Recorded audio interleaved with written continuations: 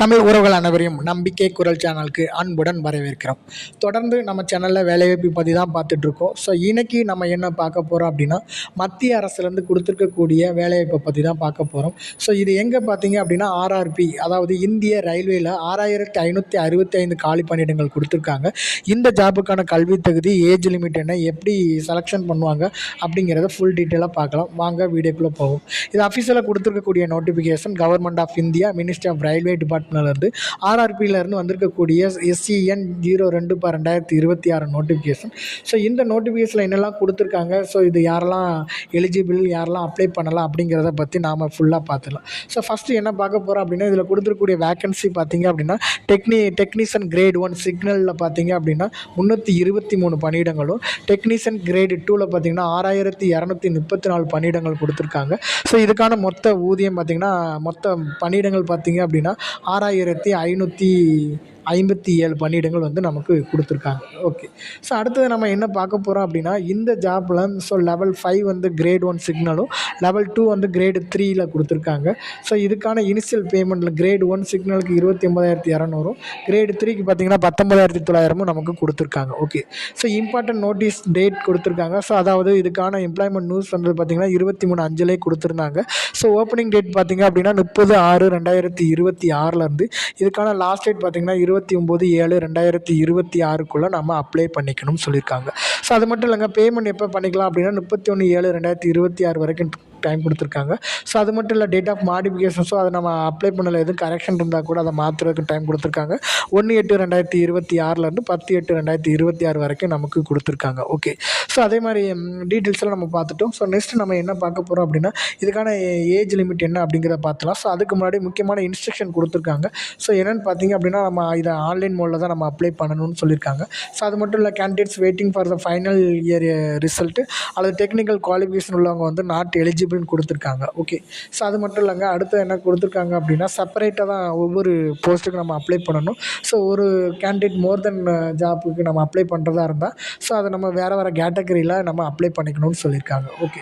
So இதுக்கான eligibility பார்த்திங்கன்னா, candidate will consider professional based on detail furnish the candidate online அப்ளிகேஷனில் தான் நம்ம அப்ளை பண்ணணும்னு சொல்லியிருக்காங்க. ஸோ அதே மாதிரி மெடிக்கல் ஃபிட்னஸ் இருக்கணும். ஸோ மெடிக்கல் ஃபிட்னஸ்க்கு சம் டீட்டெயில்ஸ் கொடுத்துருக்காங்க. ஸோ அதுபடி தான் இருக்கணும்னு சொல்லியிருக்காங்க. ஏஜை பொறுத்த வரைக்கும் 1/7/2026 படி 18 வயசு முடிஞ்சிருக்கணும். மேக்ஸிமம் 33 வயசு இருக்கணும் கிரேட் 1க்கு. ஸோ அதே மாதிரி 18 வயசுலேருந்து 30 வயசுக்குள்ளே இருக்கணும் கிரேடு 3க்கு கொடுத்துருக்காங்க. சரி. ஓகே. ஸோ அடுத்து பார்த்திங்கன்னா, அப்ளை பண்ணும்போது நம்மளுடைய மொபைல் நம்பரும் நம்மளுடைய வேலிட் மெயில் ஐடியை தான் நம்ம கொடுத்துருக்கணும். ஏன் அப்படின்னா, அதில் தான் ஃபர்தர் டீட்டெயில்ஸ் வந்து நமக்கு எக்ஸ்பிளைன் பண்ணுவாங்கன்னு சொல்லியிருக்காங்க. ஸோ அதுக்கான எந்த சிட்டிங்ஸில் கம்ப்யூட்டர் பேஸ்ட் எக்ஸாம் கண்டக்ட் பண்ணுறாங்க எல்லாத்தையும் பார்த்திங்க அப்படின்னா மெயில் ஆர் மொபைலுக்கு தான் வந்துட்டு நமக்கு மெசேஜ் பண்ணுற மாதிரி சொல்லியிருக்காங்க. ஓகே. ஸோ அடுத்ததான் நெக்ஸ்ட்டு நம்ம என்ன பார்க்க போகிறோம் அப்படின்னா, ஸோ இது ரிலேட்டடாக பார்த்திங்க அப்படின்னா, மால் ப்ராக்டிஸில் எதுவும் இருக்கக்கூடாதுன்னு சொல்லியிருக்காங்க. ஜென்ரல் இன்ஸ்ட்ரக்ஷனும் கொஞ்சம் கொடுத்துருக்காங்க. ஸோ அதையும் நம்ம கேர்ஃபுல்லாக ரீட் பண்ணிக்கிறது ரொம்ப நல்லது. ஸோ அது மட்டும் இல்லைங்க, அடுத்தது என்ன பார்க்க போகிறோம் அப்படின்னா, ஸோ இந்த ஜாப்புக்கான ஏஜ் லிமிட் என்னங்கிறத பார்த்துலாம். ஸோ ஏஜ் லிமிட்டை பொறுத்த வரைக்கும் டெக்னீஷியன் கிரேட் 1 சிக்னலுக்கு பார்த்திங்கன்னா 18 வயசுலேருந்து 33 வயசு வரைக்கும், டெக்னீஷியன் கிரேடு 2 3க்கு பார்த்திங்கன்னா 18லேருந்து 30 வயசு வரைக்கும் இருக்குன்னு சொல்லியிருக்காங்க. கவர்மெண்ட் ரூல்ஸ் படி ஏஜ் ரிலாக்ஸேஷன் கொடுத்துருக்காங்க.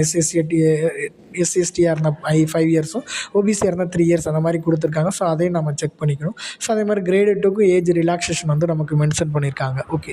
ஸோ அது மட்டும் இல்லை, இதுக்கான எஜுகேஷன் குவாலிஃபிகேஷன் பார்த்திங்க அப்படின்னா அனக்ஷர் 2ல் வந்து கொடுத்துருக்காங்க. ஸோ அந்த அனக்ஷர் 2ல் நம்ம கொடுத்துருக்கப்படி எஜுகேஷன் குவாலிஃபிகேஷனில் வந்து நம்ம பாஸ் பண்ணியிருக்கணும். ஸோ அதே மாதிரி ரிசல்ட்டுக்கு ஃபைனல் இயர் ரிசல்ட்டுக்கு வெயிட் பண்ணிட்டுருக்காங்க. ஷுட் நாட் பி அப்ளை அப்படிங்கிறதையும் கொடுத்துருக்காங்க. ஓகே. ஸோ அடுத்தது பார்த்திங்கன்னா, எக்ஸாமினேஷன் ஃபீஸ் கொடுத்துருக்காங்க. எக்ஸாமினேஷன் ஃபீஸ் பார்த்திங்கன்னா ஃபார் ஆல் கேண்டிடேட்ஸுக்கு எக்ஸப்ட், அதாவது SC/ST எக்ஸர்விஸ்மெண்ட் இவங்கள தவிர மீதி எல்லோரும் நம்ம ஆன்லைன் முறையில் 500 ரூபீஸ் வந்து எக்ஸாம் ஃபீஸ் கட்டணும். ஸோ அந்த 500 ரூபீஸில் நமக்கு ரிட்டன் பார்த்திங்க அப்படின்னா, கம்ப்யூட்டர் பேஸ்ட் எக்ஸாம் முடிச்சிட்டோம் அப்படின்னா, ஸோ 400 ரூபீஸ் எந்த அக்கௌண்ட்லேருந்து நம்ம கட்டினோமோ அதே அக்கௌண்ட்டுக்கு 400 ரூபீஸ் வந்து ரிட்டன் பண்ணிடுவாங்க. ஸோ அதே மாதிரி வந்து SC/ST கேண்டிடேட் இருக்கிறவங்க ஆன்லைன் எக்ஸாம் ஃபீஸ் வந்திங்கன்னா 250 ரூபா சார்ஜ் பண்ணுறாங்க. ஸோ இந்த 250 ரூபா ஃபீஸையுமே பார்த்திங்க அப்படின்னா, கம்ப்யூட்டர் பேஸ்ட் எக்ஸாம் முடிஞ்ச உடனே திரும்ப வந்து நம்ம எந்த அக்கௌண்ட்லேருந்து பணம் கட்டினோமோ ஸோ அதுக்கு ரிட்டர்ன் ஆகிற மாதிரியும் நமக்கு கொடுத்துருக்காங்க. ஸோ இது ஒரு நல்ல சான்ஸாக கூட ரயில்வே டிபார்ட்மெண்ட் வந்து நமக்கு கொடுத்துருக்காங்க. ஓகே. ஸோ அது மட்டும் இல்லைங்க, இதுக்கான மோட் ஆஃப் ஃபீஸ் வந்து பேமெண்ட் பார்த்திங்க அப்படின்னா ஆன்லைன் மோடில் தான் நம்ம கட்டணும். ஸோ ஆன்லைனில் யூபிஐ மூலமாக அல்லது கியூஆர் கோடை ஸ்கேன் பண்ணி கூட நம்மட்டு அப்ளை பண்ணும்போது கொடுத்துக்கலான்னு சொல்லியிருக்காங்க. ஓகே. ஸோ அடுத்தது பார்த்திங்க அப்படின்னா vertical for the reservation candidates யாரெல்லாம் இருக்காங்க, ஸோ அவங்க எப்படி அப்ளை பண்ணலாம் அப்படிங்கிறதையும் நமக்கு மென்ஷன் பண்ணியிருக்காங்க. ஸோ அடுத்தது பார்த்திங்கன்னா இந்த ஜாபுக்கான செலெக்ஷன் ப்ராசஸ் பார்த்துடலாம். ஸோ செலெக்ஷன் ப்ராசஸை பொறுத்த வரைக்கும் எந்த மாதிரி கொடுக்குறாங்க அப்படின்னா, கேண்டிடேட் ஷுட் அப்ளை ஆன்லைன் மூலம் நம்ம அப்ளை பண்ணதுக்கப்புறமா நம்ம அப்ளிகேஷனை நோட்டிஃபைடு போஸ்ட் தகுந்தாப்பில் ஷார்ட் அவுட் பண்ணிவிட்டு அவங்களுக்கு கம்ப்யூட்டர் பேஸ்டு எக்ஸாம் நடத்துகிறாங்க, டாக்குமெண்ட் வெரிஃபிகேஷன் கண்டக்ட் பண்ணுறாங்க, லாஸ்ட்டாக மெடிக்கல் எக்ஸாமினேஷன் கண்டக்ட் பண்ணுறாங்க. இது 3லேயும் செலக்ட் ஆகிறவங்களுக்கு போஸ்ட் வந்து கன்ஃபார்ம் அப்படிங்கிற மாதிரி சொல்லியிருக்காங்க. அதே மாதிரி information on examination schedule venue இது எல்லாமே பார்த்திங்கன்னா எஸ்எம்எஸில் கொடுத்துறாங்க அல்லது இமெயிலுக்கு தான் சென்ட் பண்ணுறாங்க. ஸோ அதனால தான் நம்மளுடைய ஓன் மெயில் ஐடியை கொடுக்கணும்னு சொல்லியிருக்காங்க. இப்போ கம்ப்யூட்டர் பேஸ்டு எக்ஸாம் எப்படி கண்டக்ட் பண்ணுறாங்க பார்த்திங்கன்னா, லெவல் 1 பார்த்திங்க அப்படின்னா டெக்னீஷியன் கிரேட் 1 சிக்னலுக்கு பார்த்திங்கன்னா மொத்தம் 90 மினிட்ஸ் அந்த எக்ஸாம் கண்டக்ட் பண்ணுறாங்க. அதாவது 1.5 மணி நேரம் எக்ஸாம். ஸோ அதில் 100 கொஸ்டின் நம்ம அட்டன் பண்ணணும். ஸோ இதுக்கு நெகட்டிவ் மார்க் பார்த்திங்கன்னா உண்டு. ஸோ அது 1/3 மார்க் வந்து ராங் ஆன்சருக்கு வந்து நெகட்டிவ் மார்க் கொடுக்குற மாதிரி சொல்லியிருக்காங்க. மினிமம் பெர்சன்டேஜ் பார்த்திங்க அப்படின்னா இந்த எக்ஸாமில் ஜென்ரல் பீரியடாக இருந்தால் 40%, இவிஎஸ்ஸாக இருந்தால் 40%, ஓபிசியாக இருந்தால் 30%, எஸ்சியாக இருந்தால் 30%, எஸ்டியாக இருந்தால் 20% ஆஃப் மார்க் வந்து கம்பல்சரி வந்து கம்ப்யூட்டர் பேஸ்ட் எக்ஸாமில் நம்ம எடுக்கணும்னு சொல்லியிருக்காங்க. ஸோ இதுக்கான சிலபஸும் நமக்கு கொடுத்துருக்காங்க. ஸோ ஜென்ரல் இன்டெலிஜென்ஸ் அண்ட் ரீசனிங்கில் என்னெல்லாம் இருக்கும் அப்படிங்கிறத மென்ஷன் பண்ணியிருக்காங்க. பேசிக் கம்ப்யூட்டர் அப்ளிகேஷனில் என்னெல்லாம் நமக்கு கொஸ்டின் கேட்பாங்க அதையும் நமக்கு மென்ஷன் பண்ணியிருக்காங்க. ஸோ மேத்தமெட்டிக்ஸில் என்ன டைப் ஆஃப் கொஸ்டின்ஸ் வரும் அப்படிங்கிறத சொல்லியிருக்காங்க. பேசிக் சயின்ஸ் அண்ட் இன்ஜினியரிங் கொடுத்துருக்காங்க. ஸோ இது கொஸ்டின் பேட்டர்ன் பார்த்திங்க அப்படின்னா மொத்தம் பார்த்திங்கன்னா அப்படின்னா 100 கொஸ்டினுக்கு 100 மார்க் வந்து ப்ரொவைட் பண்ணுறாங்க. So general awareness 10 question 10 mark, general intelligence and reasoning 15 question 15 mark, basic computer and application 20 mark 20 question, mathematics 20 question 20 mark, அதே மாதிரி பேசிக் சயின்ஸ் அண்டு இன்ஜினியரிங் அது ஒரு 35 கொஸ்டினுக்கு 35, மொத்தம் பார்த்திங்கன்னா 100 கொஸ்டின் 100 மார்க் வந்து நமக்கு ப்ரொவைட் பண்ணுறாங்க. எக்ஸாமினேஷன் பீரியட் பார்த்திங்க அப்படின்னா 1.5 hours. ஸோ அதே மாதிரி second category technics and grade 3ல் பார்த்திங்கன்னா அதே மாதிரி தான் 1.5 மணி நேரம் எக்ஸாம் கண்டக்ட் பண்ணுறாங்க. Total question 100. இதுக்கும் நெகட்டிவ் மார்க் 1/3 வந்து எடுக்கிற மாதிரி சொல்லியிருக்காங்க. ஸோ இதுக்கான கொஸ்டின் பேட்டர்ன் பார்த்திங்க அப்படின்னா mathematics, general intelligence and reasoning, general science, general awareness இது மட்டும் தான் கேட்குறாங்க. ஸோ இதில் மேத்தமெட்டிக்ஸில் 25 question 25 mark, general intelligence and ரீசனிங்கில் 25 கொஸ்டின் 25 மார்க் வந்து நமக்கு ப்ரொவைட் பண்ணுறாங்க. ஜென்ரல் சயின்ஸில் 40 question 40 mark, general awareness 10 question 10 mark. Overall பார்த்திங்கன்னா 100 கொஸ்டினுக்கு 100 மார்க் வந்து எடுக்கிறாங்க. ஸோ இது எக்ஸாமினேஷன் முடிஞ்சதுக்கப்புறம் செகண்ட் வெரிஃபிகேஷன் பார்த்திங்கன்னா டாக்குமெண்ட் வெரிஃபிகேஷன் பண்ணுறாங்க. ஸோ இதில் ஷார்ட் லிஸ்ட் எக்ஸாம்ஸ் சிபிடி எக்ஸாமில் கம்ப்யூட்டர் பேஸ்ட் டெஸ்ட்டில் செலக்ட் ஆனவங்கள ஷார்ட் லிஸ்ட் எடுத்துகிறாங்க. ஸோ அதில் இருந்து அவங்களுக்கு டாக்குமெண்ட் வெரிஃபிகேஷனுக்காக மெயில் வந்து மெசேஜ் பண்ணுவாங்க. ஸோ நம்ம அதில் வந்து கலந்துக்கலாம்னு சொல்லியிருக்காங்க. Okay. So during document verification candidate will have to produce their original certificate நம்ம கொடுக்கணும். No additional time for given and candidate அந்த கரெக்டாக என்றைக்கு டேட் கொடுத்துருக்காங்களோ அன்றைக்கி நம்ம வந்து சப்மிட் பண்ணுற மாதிரி இருக்கும்னு சொல்லியிருக்காங்க. ஓகே. இந்த ஜாபுக்கு நம்ம எப்படி அப்ளை பண்ணணுங்கிறத ஹவு டு அப்ளைங்கிறதையும் கொடுத்துருக்காங்க. ஸோ ஃபஸ்ட்டு பார்த்திங்கன்னா ஆர்ஆர்பி சைட்டில் போய்ட்டு நம்ம அப்ளை பண்ணுறோம். ஸோ நமக்கான ஒரு அக்கௌண்ட்டை க்ரியேட் பண்ணுறோம். ஸோ க்ரியேட் பண்ணதுக்கப்புறமா பார்த்திங்க அப்படின்னா நமக்கு ப்ராப்பரான email ID and mobile number கொடுத்தோன்னா அதுக்கு ஓடிபி சென்ட் ஆகும். அந்த ஓடிபியை வச்சுட்டு நம்ம அக்கௌண்ட் வந்து நம்ம க்ரியேட் பண்ணிக்கலாம். ஸோ ஃபர்தராக நம்ம யூசர் ஐடி பாஸ்வேர்டு கொடுத்து லாகின் பண்ணுறதுக்கு இதுதான் பெஸ்ட் வேயாக இருக்கும்.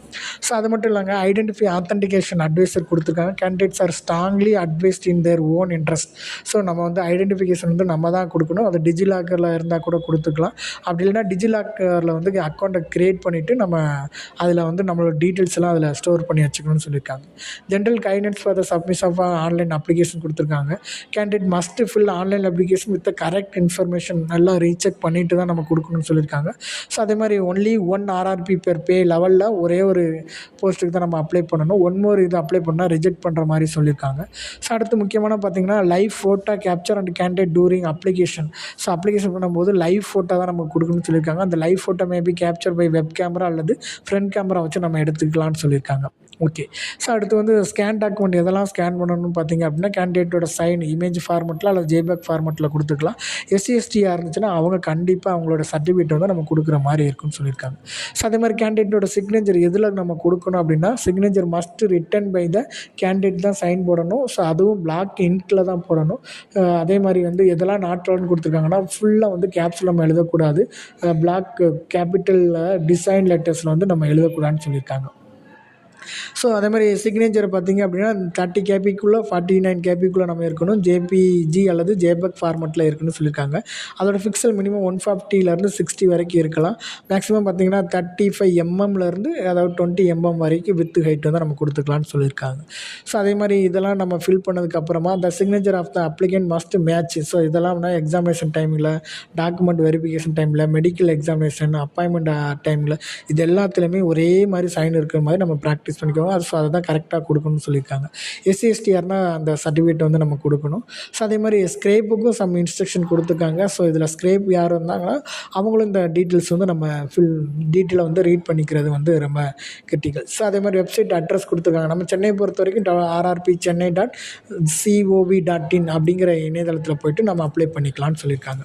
ஸோ ஃபைனலாக பார்த்தீங்க அப்படின்னா இந்த ஜாப் பற்றின முழுமையான டீட்டெயில்ஸ் வந்து நமக்கு கொடுத்துருக்காங்க. ஸோ இதையும் நம்ம கேர்ஃபுல்லாக ரீட் பண்ணுங்க. இந்த நோட்டிஃபிகேஷனை பிடிஎஃப் வந்து நான் உங்களுக்கு சென்ட் பண்ணுறேன். ஸோ இந்த வீடியோவில் நான் சொன்ன டீட்டெயில்ஸ் வந்து உங்களுக்கு பிடிச்சிருக்குன்னு நினைக்கிறேன். பிடிச்சிருந்துச்சி அப்படின்னா லைக் பண்ணுங்கள், ஷேர் பண்ணுங்கள், சப்ஸ்கிரைப் பண்ணுங்கள். மீண்டும் ஒரு வீடியோவில் உங்களை சந்திக்கிறேன். நன்றி, வணக்கம்.